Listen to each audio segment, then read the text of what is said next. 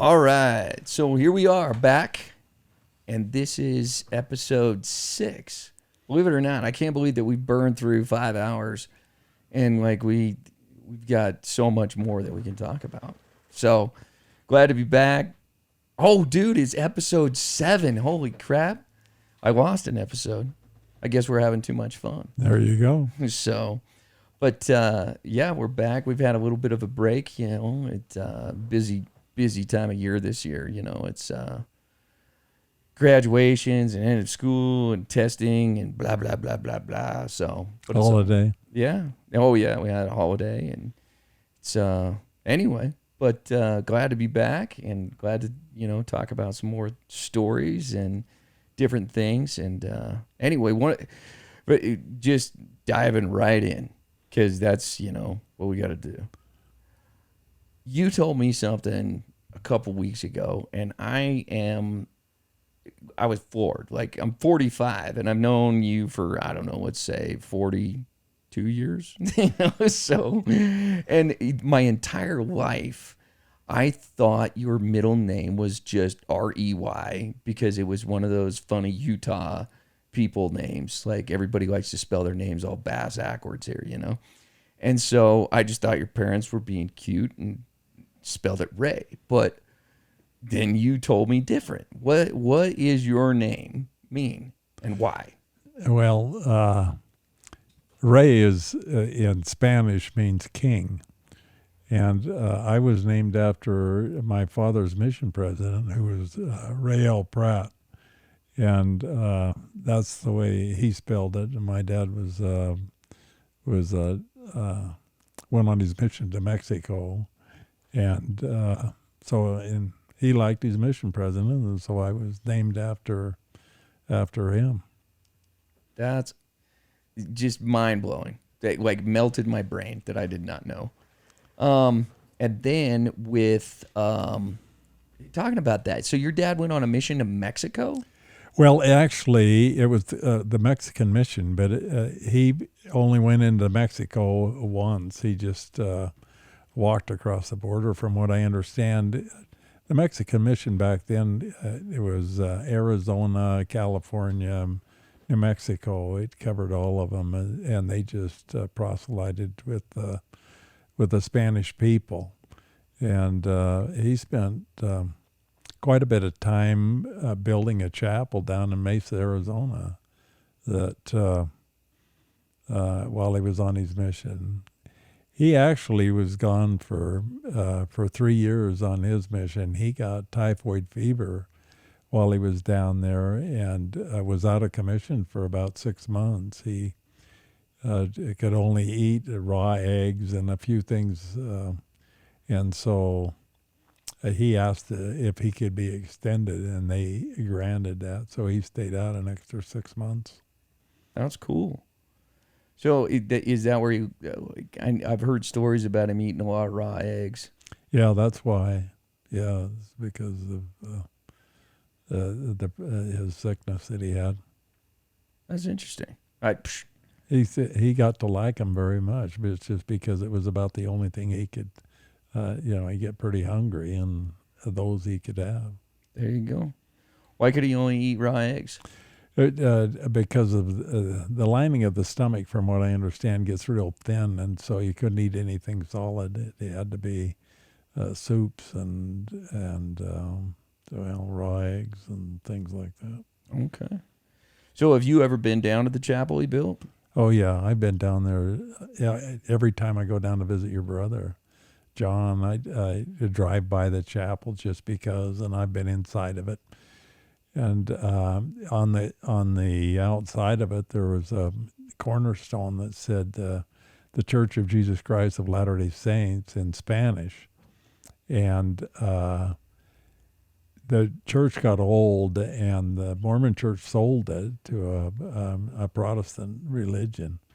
But that cornerstone was still on there. And the last time I went down, it's been about 5 or 6 years ago, it was gone. And so Mervyn, my brother, he told me to check and see where it was at, that he might buy it. But as it turned out, they had just plastered over the top of it. They'd left it there for years and years, but he said that their parishioners got confused a little bit about that. And so they just plastered over the top of it, and they were willing to sell it, but the price was horrendous. And so we just left it there plastered over. That's interesting. Do you remember what they wanted for it? I don't remember what they asked, but it wasn't cheap. So it was probably more than $100. Yeah, probably. I think Merv would have coughed up for that. So would have I. Listen, if they wanted like $100,000 for it, all we need to do is get like $99,000 more dollars after I put all my money in. Yeah, and really. We're in. We got it. We got it.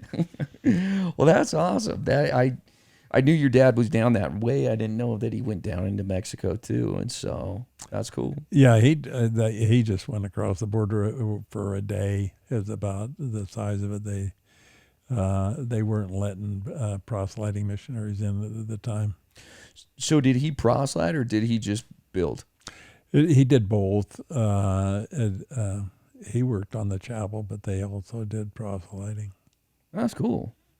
I wish I would have had a mission like that. Mine was just proselyting, just drilling it. Well, we were building chapels when I was down there, but it was just on our time off that I went and worked. That doesn't really sound like time off to me. Yeah, we're really, but when we had free time that we could do what we wanted. But when we were building the chapel down, we were building one in Trujillo. While I was there, I used to get up every morning at 4 a.m. and go down, and they made their own cinder blocks. And I would go down. They'd heat them up over the night. They put them in these tents, and then I'd go down and take those out so that when the work missionaries came in, they could build new blocks for the day, take out the old ones. But anyway, that's crazy. So how do you make a cinder block? Well, they just had a form that they'd put. Cement type stuff in there, and then they would it would tamp so that it was in tight, and then they'd put them on these steel plates and put them in a steam type of a thing and let them sit overnight, and they would set up, and they were doing a batch every day, and then we'd take them out every morning, and they'd put up another batch. That's wow. Like honestly, that's I can't imagine like building a church out of cinder blocks that you made the night before. It's like that's just really. Yeah, that's what we did. That's cool. So when you were you were really over there and you haven't been back to Peru. I was going to ask if you've been back to see if that church is still there. Yeah. No, I've never been back. I don't know. That's cool, though. Right on. So, something I wanted to ask you about, like, just growing up, some of the memories that I have, that, like, I never, ever got a backstory on was the treehouse that was between Grandma's and Larry and Mary. And where that came from and who built it and why and what the whole skinny on the scoop was with that bad boy. Because it was double-decker, and I mean, it was pretty bitchin'. It was like one of my favorite things as a kid is to go in that treehouse. I don't know what you're talking about. What do you mean? I don't remember it. You don't remember the treehouse? No, where was it at? It was in that big tree right in between, like, so... You poured, I don't know who poured, but they poured a sidewalk between Grandma Arnold's and the hills. And there was that big long sidewalk, and there was the orchard to the east, and then there was like the cherry tree and the garage, and right there, just west of this sidewalk, was a big tree, and there was a double-decker tree house in it. I think the Hills built that. Okay. And in fact is, I got in real trouble with that. I almost got in a fight with Larry over it because it was built out in front of Mom's, and she didn't. She was afraid that some neighbor kid or somebody else was going to get up in that treehouse and get hurt. She was going to get sued, and so she told me to go tear it down, and so I did. And when I tore it down, and Michael goes running to his dad, that Uncle Phil tore down his treehouse, and there come Larry over wanting to fight, and I had to. I didn't fight, so I calmed him down a little bit, but I had nothing to do with that treehouse. I know what you're talking about now, but Well, there you go. I was just curious. I didn't know like anything about it. So. yeah, that's what. I didn't build it. I just tore it down. But then you let it get rebuilt. So that's kind of like you participated in a way. There you go. You allowed him to rebuild it and have a better shot at building a better treehouse because, There you go. Yeah. That's awesome. Well, there you go. That's, jams that up. So grandma, like always growing up, everybody in the neighborhood called her Grandma Arnold. Like everybody, all my friends, everybody I grew up with, she was always Grandma Arnold. And she gave out candy, and you could have a piece of candy every single day. Did she do that when you were younger, or like when you were like just after everybody left the house, or? We never had candy in the house when I was growing up. If you wanted a snack, it was bread, butter, and honey. Like we talked before, she used to bake 24 loaves of bread a week, and Dad used to buy honey in 5-gallon cans. They were square 5 gallons of honey, and if you wanted a snack or anything, we'd just go in and cut off a piece of bread and get some bread and honey. But we never had candy in the house. No, that was after. That was a grandma thing. That's cool. Yeah, she was, neighborhood grandma. So Yeah, she was. So the house that you built right there, what year did you finish that? Let's see. It would have been in about 74, 75, something like that. It was. I was in the Army from 68 to 70, and then I lived down on Edgeware Lane for about 3 years, and then we built that house up next to Mom. So that was about 74, I would guess. Mm. And did you own the house on Edgeware, or did you rent? No, we bought that house. It was when we first came home. When I first got out of the Army, I was living down in Grandma Arnold's house, and it was. And then they had a government program. They called it a 235 house, and I was paying $75 a month.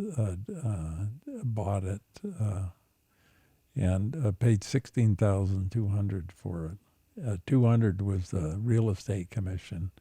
Then I had to come up with $200 to pay the real estate commission, and then borrowed the 16,000 and made the house payment, which was $75 a month, which doesn't sound like much, but when you're making $225 a month, it was a hit out of the budget. But yeah, we bought that house, and then I lived there for 3 years, and then my mother gave me a half acre up next to her, and so we built the house up there. I ended up buying another half acre from her, so I had an acre, and then they came back, and I ended up with about an acre and a half up there on the corner is what I owned.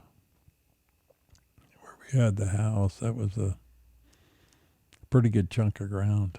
Yeah, I remember having to mow it. Yeah. Thanks a lot, Dad. Yeah, well, yeah, but I bought a riding lawnmower Oh yeah. and it had something that would sweep the grass up so that they didn't have to rake it or anything. It wasn't too tough. No, it was like I'm not complaining. You know, it was a lot of fun and great memories. You know, with having that house and growing up there. How long did it take you to build? I mean, did you general contract the whole friggin' thing? Mervyn, my little brother, who was a contractor at the time, and he was just barely going into it. Fact is, it was one of the first houses that he built when he was starting out. He built 2 or 3 of them that were going about the same time. But the only thing I put all the insulation in it. I did the roofing just because I worked for a roofing supply house, and so got the shingles from work and the insulation from work, and they did the rest of it. I just remember. Where did you get the lava rock? It just came. They did that. There was lava around the front door, but that was just part of the contractor supplied all that. Oh, that's cool. And then did you finish the basement or? Yeah, I did. Finish the whole basement out, and I put a steel beam across the top so that I had a big enough room. I wanted a pool table down the basement, and so I wanted room that you could go around the table, and so I put a steel beam across just as a support, and we had a pretty good sized family room down there. And I bought the pool table and put it down. I quite liked it. I bought it from a friend, and it had come out of a pool hall, and it was one of those that you had to put a quarter in to drop the balls. And I took the box out, and so I always had a quarter in it. And when you just caught the quarter and then put it back in on top so that you could play pool. But it had a little bit of a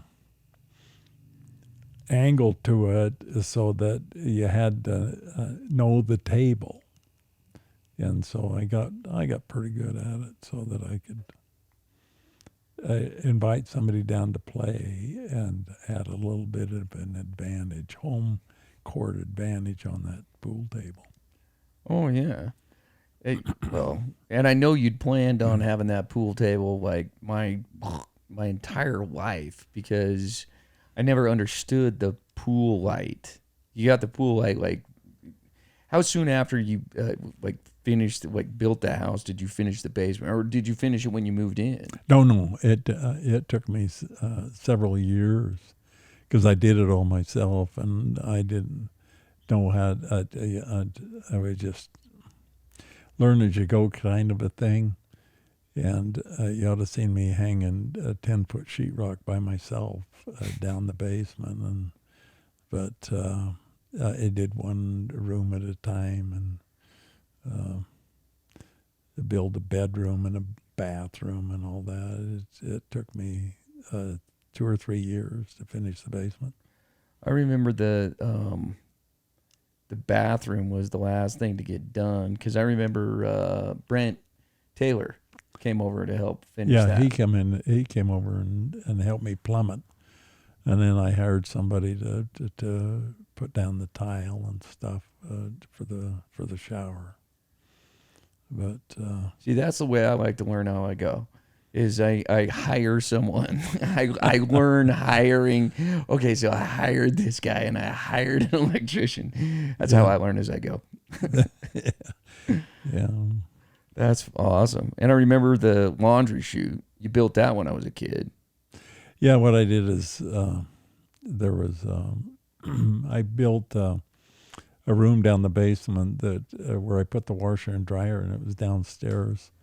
And so what I did is cut a hole in the floor in the bathroom upstairs, and so you'd just opened the door to the cabinet, and there was a hole, and you just dropped your clothes down the hole, and it dropped down next to the washer. I remember, man, we'd get quite the pile down there. That's all Yeah, I'm saying. it got a pretty good sized pile before they ever got washed. Yeah, I think my wife likes to do the laundry once a week. I don't know if that was necessarily the MO. Not no, your mother wasn't that good at doing the laundry. I used to get upset with her once in a while. I can imagine. And so the pool table, I remember when you got it. I want to say I was 8 when you got that bad boy. And you had to move it in, and you brought in like an army. I got a bunch. What we did is it was all assembled, and so I found out exactly the dimensions of it. You had to take it down the stairs and then make the corner to get it into the. And that sucker was so heavy that I did not want to have to back up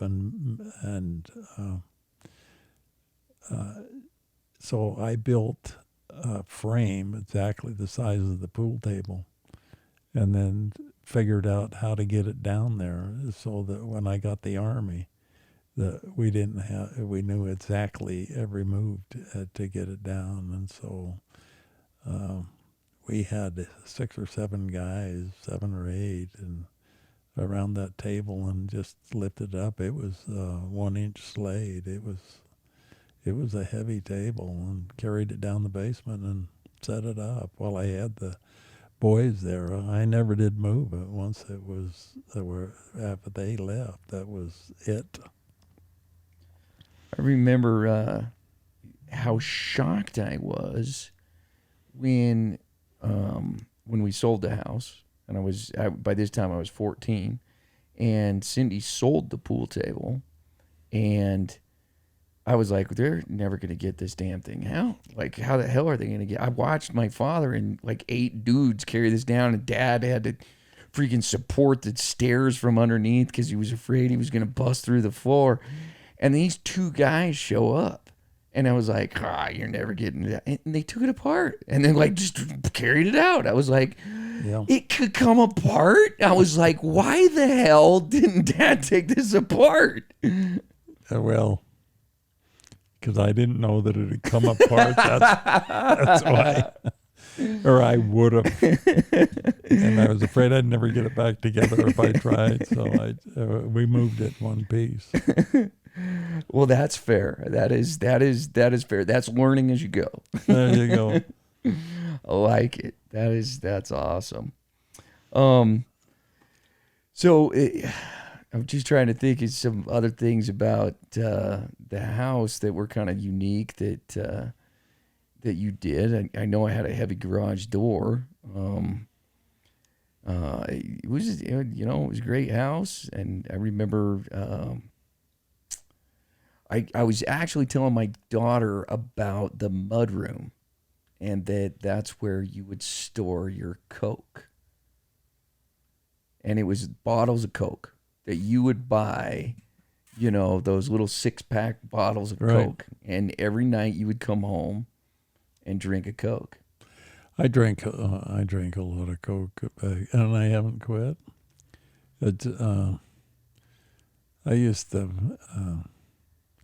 have a Coke on the way to work, and then I would have a Coke on the way to the bank, and then I'd have a Coke at lunch, and then I'd have a Coke on the way home, and then I'd have one in the evening before I went to bed. So, yeah, I used to store a little Coke out there.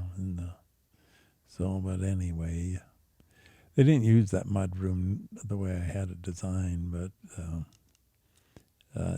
that was a good place to store Coke. Well, and other things, and I remember that's where the washer and dryer was originally. Right. Yeah, that it was on the main floor, and then we took it and moved it downstairs because it was the mudroom really wasn't big enough to handle the washer and dryer. It was just too cluttered. So And all those clothes. and all those clothes, yeah, where to stack the clothes, Oh yeah, because I remember we had that bathroom off the mudroom. Right. It never, ever used it. No, they didn't. I figured when I built the house, I figured that would be good for the kids to be outside and to just come in and use the bathroom without having to traipse all the way through the house. But I found out they just went outside anyway. Absolutely. I mean, why waste my time? It's like, go inside. That seems like a, extra step, so to speak. One thing I was thinking about was coming home and playing solitaire, and how much you loved cards and playing solitaire, and then it was video games. I tell everybody that my dad was the original gamer. Yeah, I played back then. It was Asteroids that I used to play. It was Atari, is when they first came out, and I'd get going on that thing, and I played it until I got carpal tunnel and had to quit. I just and I let it go for a couple of 3 months, and then I started feeling pretty good and went back, and it didn't take it very long to come back. So I finally had to give it up. But I played a lot of. There was another game was called Breakout that I used to spend a lot of time working on. Sometimes I'd played a lot of solitaire. I'd get going on a solitaire game, and I decided I wasn't going to bed until I won. And if you play it right, sometimes I'd be up till 1, 2 o'clock in the morning, and until I finally win. Then I'd go to bed. You're a better man than me, because honestly, when I get in situations like that, I play until I win. And then once I win, I'm like, oh, hell yeah, I can win again. Yeah, no, I had to go to work. Well, so do I. But I was like that with reading, too. If I got a book that was really good, I'd start reading, and I'd be reading, and the sun would come up. And pretty soon I had to go get in the shower and go to work, and never went to bed at all. I've done that. So it's I remember for you it was the Sacketts. Yeah, well, the Louis L'Amour. Oh yeah. Yeah, I've read all of his books. I have hard copies of almost all of them. That's awesome. I did not know that you had those in hard copy. Yeah, they had a Book of the Month club, and I belonged to it for years, and I'd get a new book every month. I mean, and so I got most of them. That's cool. Was that recently, or was that... No, I've had those for probably 15, 20 years, I guess. Okay. That's why I didn't know. I haven't lived with you, so I was that's what I mean. And then why the Atari? I mean, I'm just curious because Atari was such a new thing, and honestly, looking back on it, I can't name another human being that I know. Grandpa had an Intellivision, but why? What sparked you buying an Atari? Coates had one. No kidding. Yeah, and I used to go over there, and sometimes he'd go to bed, and I'd be sitting up playing Asteroids and Breakout, and he'd leave me. He'd say, "Just shut the door when you leave," and he'd go to bed, and so your ma bought it, and that so then I stayed home and played Atari. There you go.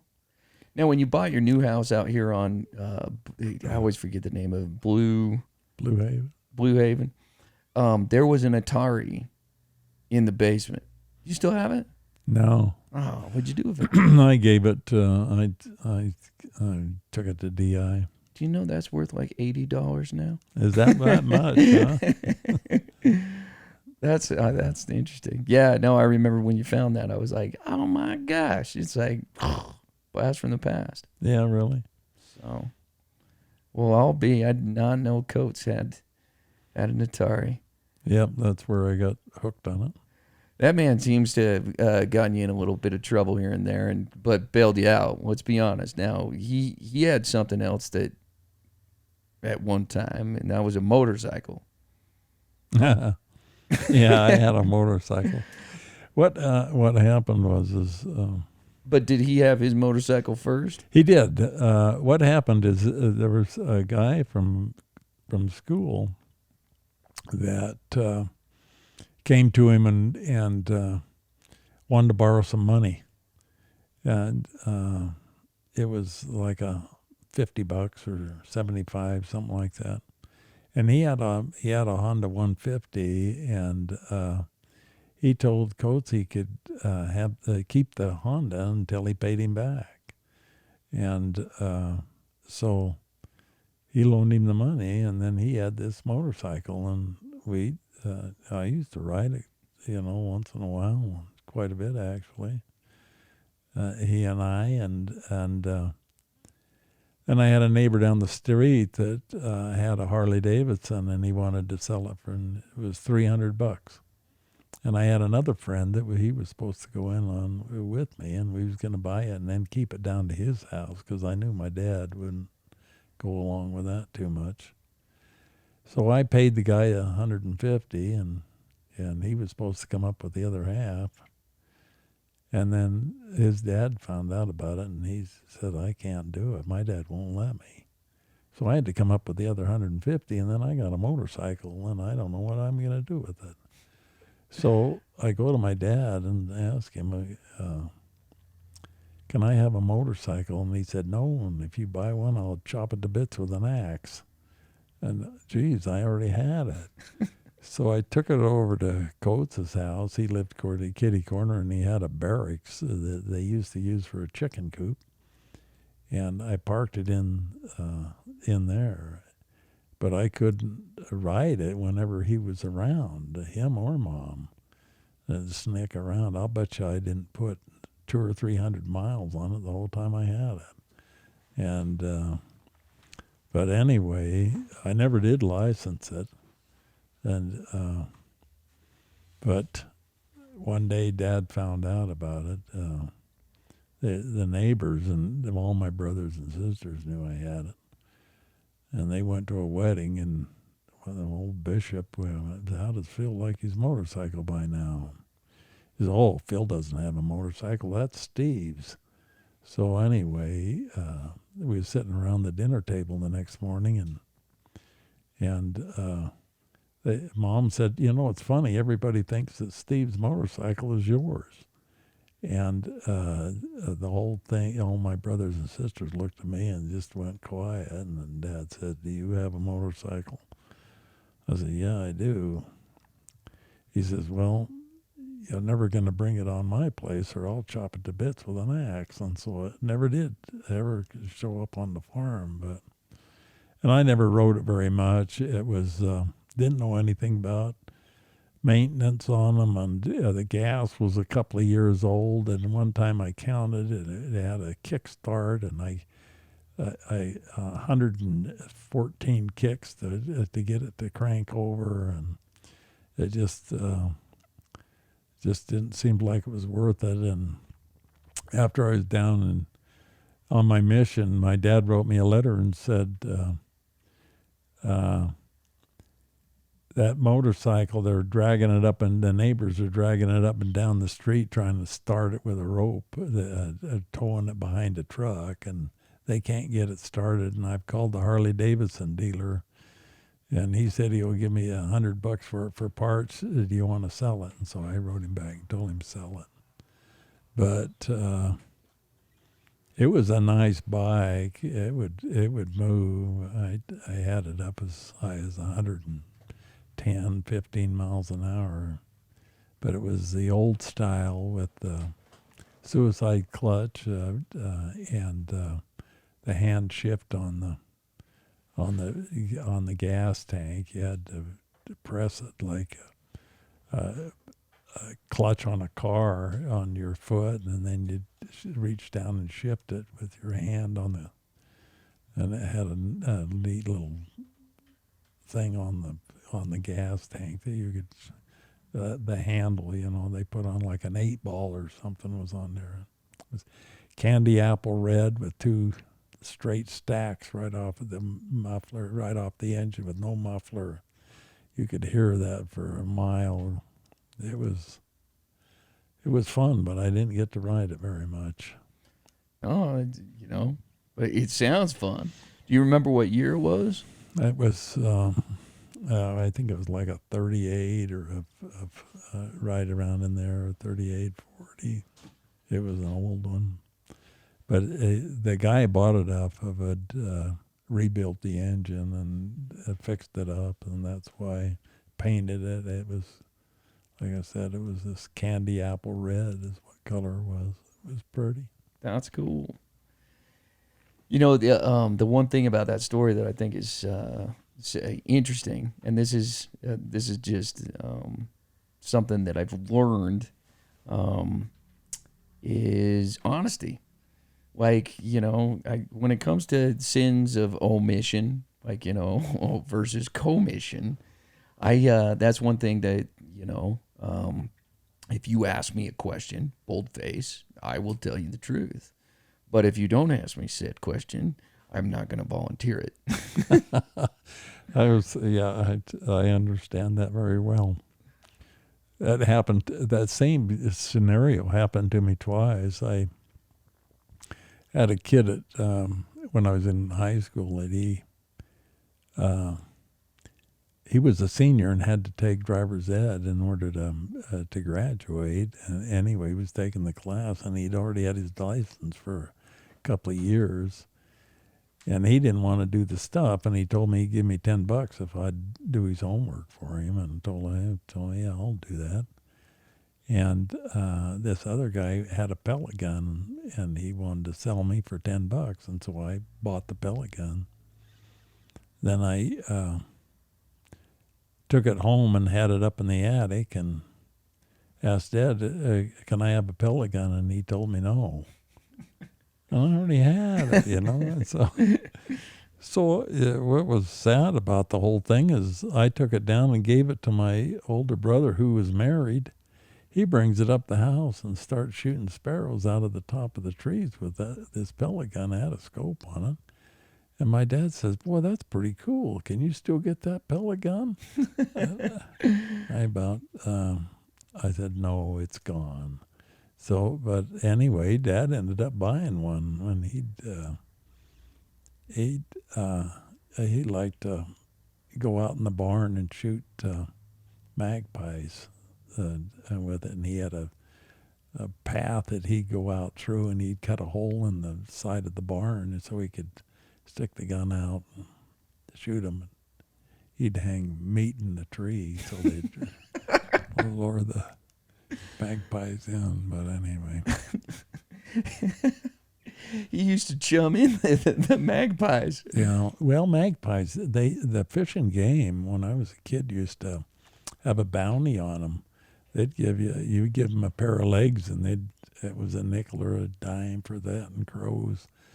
Just because they would raid the pheasant eggs, and they used to plant them, the pheasants out there, and so they would raid the eggs, and so they put a bounty on them. I did not know that. That's interesting. Because isn't it illegal to shoot magpies now? It is now, yeah, it is. In fact, it's illegal to shoot it in where I live. You can't shoot now. And I used to shoot in the backyard, I had a .22. I was 18 before my dad told me I couldn't shoot around the house no more. And now it's a 4-lane highway with a median strip, where I used to live. Yeah. What, now, I remember you had a pellet gun when I was a kid. Was that your dad's pellet gun, or did you buy that on your own? No, I bought it. I've got... Well, that scared the hell out of me. Bless you. I've got I probably own 4 or 5 pellet guns right now. Do you? I did, yeah. I bought one. We had some pigeons down at work, and so I bought a pellet gun, and yeah, you had to be careful because some of these. And then I'd wait until everybody was gone home, and then I'd go around because they were messing on the roof, and that eats the aluminum and stuff, and so I took care of it. There you go. Hey man, I know what you're gonna say. You got to be careful, but I'm just gonna shoot you straight. There's not any dirt eating, tree hugging druids watching us talk right now, so you can be honest about killing some pigeons. Well, yeah, but I had to be careful down there because Yeah. there were some. We had trouble with some raccoons, and I started shooting them. We'd trap them, and then I'd just shoot them with a pellet gun. I had it down at work, and I had a couple of employees that were quite upset with me, so I had to start doing it after work.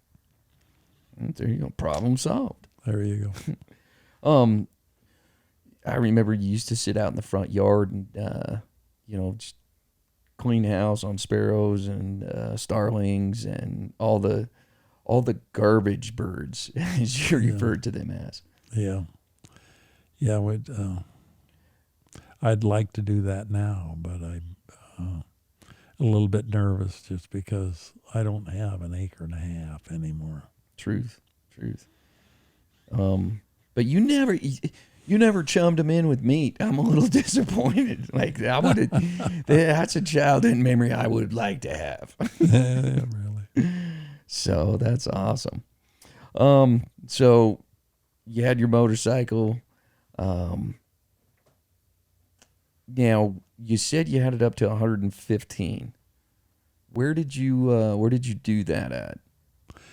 I was going there was a church farm out in Hunter, and it was Coates had an assignment out there, so I was going to go out and help him.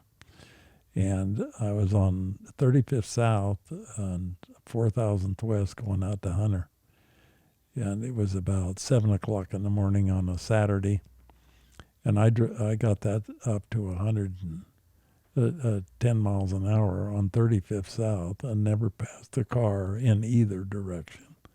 It was just, there was nothing out there back then. So anyway, that's where I was at. That's amazing.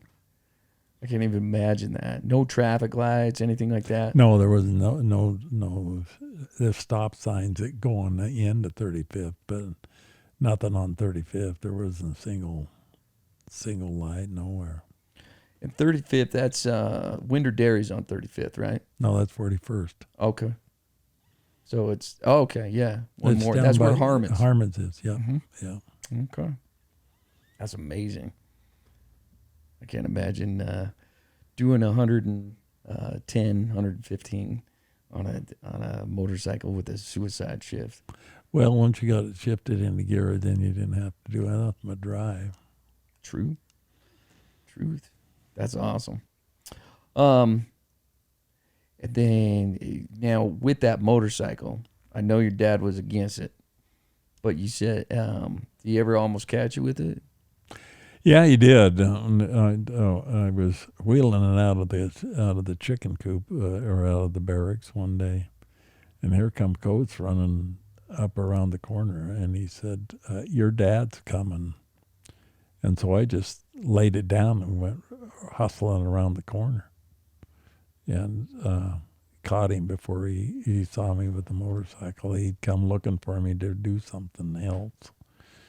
And you can't believe how hard it was to stand that back up. Me and Coates trying to stand that thing weighed a ton. But anyway, that's about the only time I ever just about got caught. That's amazing to me. I mean, as loud as that thing was, straight pipe, I never rode it when he was around. Well, okay, that makes sense. Yeah. Well, that's the way to do it. That's how you avoid, getting nailed. Yeah, no kidding. So that's funny. And as far as like almost getting nailed doing stuff, I know like we talked about it the other day. You trying to make your own liquor. You want me to, yeah, okay. This is, I was fascinated with it. And what they did is they harvested the corn. And I heard about corn liquor, see.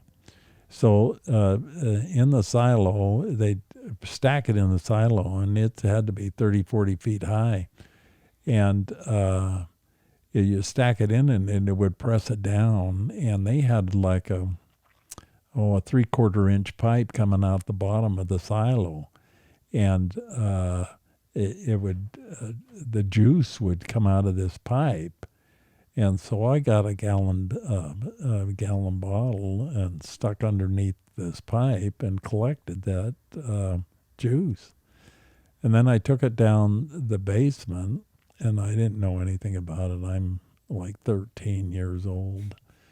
And I take it down the basement and put it by the furnace and let it sit for about 6 months. And then one day my mother was at primary, and I knew that I'd seen in the movies and that they use copper piping to run and boil the juices or whatever to get the liquor. And so all I had was a piece of pipe that was about, I don't know, maybe 3 feet long, but it was a half-inch pipe, and it wasn't curled either. And so I took it, and I had a Crisco can, and I cut a hole in the top of it, and then soldered this pipe into the Crisco can and dumped in the juice and put it on the stove and started heating it up. And my sister Beth came to see what I was doing, and I had the stove so hot that it was, it was just steam coming out of it. Nothing was going in the bottle at the other end of the pipe. And so she said, "You got to cool that pipe off." And so she started getting a dish towel and running it under cold water and running back and forth on this and wrapping it around this pipe to cool it down so we get some juice. And we got some. We got a pop bottle about 3/4 full, and then here come my mother in the driveway. So I picked up everything and ran it out, and it was in the wintertime, and threw it in the snow and got in the house, and boy, you can't believe how bad it stunk. And Mom wanted to know what we was doing, and they said, "Oh, nothing." So, but anyway, so I kept it for a while, and then I tried it. But I think that most of the liquor usually is a lower temperature than water even to boil, and so I think most of the liquor was gone, and what I got was wasn't tasting very good, whether it was, but anyway, ended up throwing it away. Still epic. I mean, 13-year-old trying to, build a steel and freaking harvest your own alcohol. That's learn as you go. there you go. So that's, so when you said that you had this big old Crisco can, it made me think of something. And that's, I've seen pictures of you as a kid and the way you dressed and the way you did your hair. Did you use Crisco in your hair? No, but Dad did. Oh, no kidding. Yes. Back then, they had Brill cream and all that kind of stuff. I never ever used it, but if you saw me as a kid, you'd see my hair was just everywhere. But Dad, when he combed his hair straight back, and he would use, rather than buy Brill cream or some of them, a little dabble do you as their slow. But anyway, he put on a little Crisco in it, and it kept it in place. but I never did use it. No. That's amazing. I always thought maybe you did because I mean, when you're a kid, right? But like your high school photos and stuff like that, your hair is looking pretty dapper. I had Brill cream. No kid. Well, yeah. You told me the stories. You was a baller, and that's I was. Let's back up and talk about you coming up with $300 to buy a motorcycle. Well, I worked construction. We was putting in sewer and water lines, and I was making big bucks. I was working. I was making $2.25 an hour, and I was working 10 hours a day, 6 days a week, and so I was making pretty good buck. I was making more than my father was out at Kennecott, and so it was like a check for $300 when I was 17 years old when I was working like that. But that was quite an experience. That I was working, and I was running. What happened was I was in the trench for 8 hours a day, and then I would stay after for 2 hours every night and backfill with a little D4 cat, and then I'd backfill all day Saturdays. And we were putting in these sewer lines, and they were about 13 feet deep. And if you're familiar with a cat, they don't have the clutch is a hand clutch, and then you got two brakes, and you have three clutches actually. One that stops one, and one stops the other track, and then you have a main clutch that shuts them both off.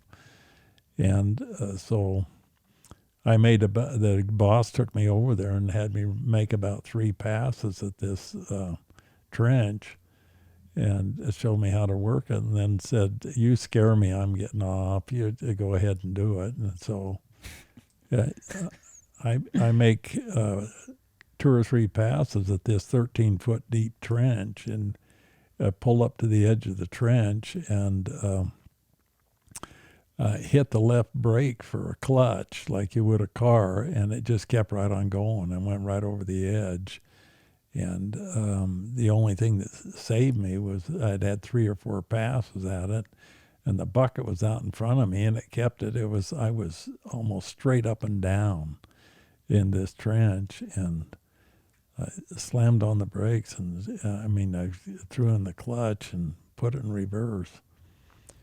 And then I'd crank up the engine as hard as it'd go and pull in the clutch, and it'd move about 2 inches back up. And I kept doing that until it finally hit the midpoint, and it come dropping down. And boy, did it crash when it come down. But anyway, had a couple of experiences. Another, you put in them laterals, and those laterals, the lateral is what comes off the main line, and you put those in that go into into the subdivision, and they'd go to the houses. And so I pushing the main trench and hadn't filled in the laterals yet, and I hear this crash, and I look over the edge, and all I could see was a 13-foot hole alongside of me. It had caved out right underneath me, and there was nothing under me. So I put that in reverse and backed off real slow, and it had caved off over half of the track underneath it. If it went another 6 inches, then it went over sideways on it. So I learned to fill in the laterals first. But then they didn't have, now they have a lot of cages and stuff when they go in the trench, but I was down in one of those laterals once, and the boss was standing ahead of me, and I was down on my knees digging for this trench, and all of a sudden he hollered at me, and I stood up, and the trench caved in and buried me up to about my waist. And he said, "Get out of there, get out of there." And I says, "I can't move." And so it took me a while to wiggle out. And he said, "Next time I tell you to watch out, you start running for the other end of the trench." And so I got back down and we started working on the same one. And then he hollered at me, "Watch out!" And then I took off running for the other end of the trench and had a shovel there, and it went over the top of the shovel about a foot. It buried it. But anyway, I made good money. That's why I come and had $300 to buy a motorcycle, and I bought a Browning Automatic 22 and paid cash for it. Whatever else I wanted, actually. My dad, he ended up telling me, "Son, you need to start banking some of this," and so I did. And when I got married, I had $3,000 in the bank and paid cash for the wedding ring and to buy whatever I need to set up. So anyway, it worked out good. There you go. That's just straight baller story. I'm sorry, but that's. I mean, I was talking about that the other day. I rarely get surprised when I do loan applications, and like when people apply for loans, I've done enough that I never, I really don't think about what people get paid. I just whether they qualify or whether they don't. Right. And it's not very often that when I find out someone's job and then I get their income that I'm ever like depleted. And I did a loan for a linesman, and those are the guys that have to work on all the power lines, and they're basically on constant call. They're like because power go down, you gotta call a lineman anyway, and the amount of money they get paid because of the danger factor. Right. And so that's when you talk about being down in a trench, that's why he was making $2.25 an hour. Yeah. So. I did okay. That's awesome though. I mean, dude, seriously, that's so cool. Cash money for a motorcycle. And then you worked at Kennecott for a while, didn't you? I did. My dad was a foreman out there, and they hired guys for the summer, and they were supposed to be they were going to use them to clean up and stuff. But anyway, there were 16 of us that got hired as college students, and I was going to the Y, and everybody else was from the U, and we got out a day early. And so I had 1 day seniority on the other 15. And so every day they'd come in with these jobs, and the one with the most seniority got first pick.